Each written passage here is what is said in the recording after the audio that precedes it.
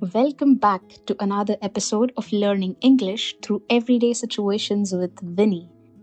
Today, Vinny is running late and has to take a taxi across the busy city. Vinny looked at her phone anxiously. Her cab booking had been cancelled again, and now she was getting late.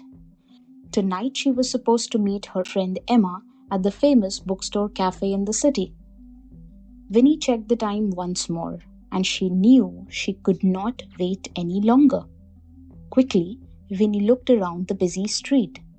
Luckily, a little distance away, near the footpath, she noticed a taxi standing by the roadside. Without wasting another second, she walked towards it. The driver looked at her through the open window. "Will you drive me to the Maple Bookstore Cafe?" Vinny asked politely. The driver nodded. "Yes, ma'am. Please get in." Relieved, Vinny opened the door and got inside the taxi. Usually, she gave directions in her own language. But today, she wanted to continue practicing English.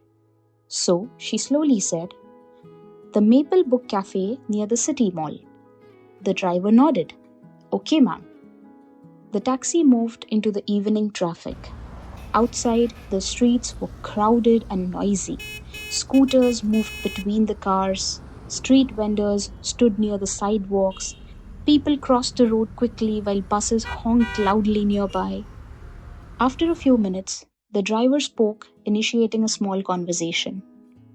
"First time going there?" Vinny understood his question. "Yes," she replied. "I am meeting my friend there." "Oh, nice," he said. "The cafe is very popular." Vinny smiled a little. The conversation felt small and simple, but she was happy that she understood everything.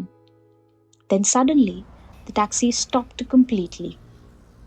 A long line of vehicles filled the road ahead. Cars, bikes, auto rickshaws, buses, everything was stuck. The driver sighed. "Too much traffic today," he said. Vinny looked at the clock nervously. Emma was probably already waiting. Then the driver checked his phone map. "I'll take a shortcut," he said confidently. He turned the taxi into a smaller street. At first, the road looked much better.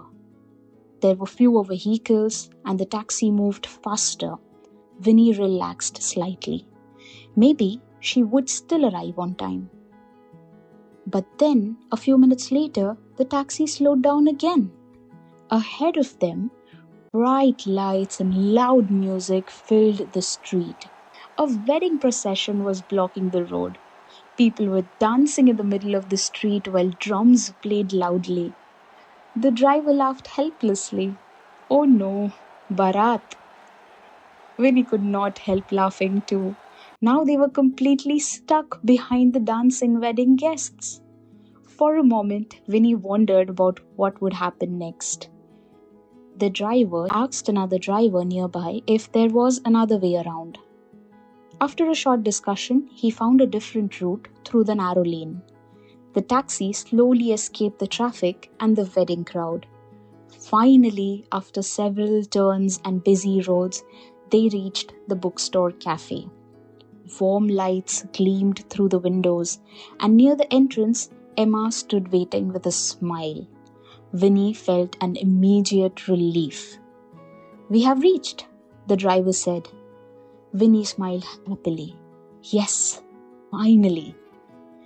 Then she paid for the ride, but before leaving, she remembered one more sentence she had practiced. "Thank you for the ride," she said to the driver. He smiled warmly and said, "You're welcome, ma'am." Vinny stepped out of the taxi feeling proud of herself. The trip was stressful, the traffic was chaotic, and the city was louder than ever. But somehow she had spent the whole ride speaking English naturally. And for the first time, it did not feel so scary anymore. Remember, real-life English practice does not always happen in classrooms. Sometimes it happens during small everyday moments. And slowly, those moments help build confidence. So keep practicing and we will meet in our next video. Until then, bye-bye.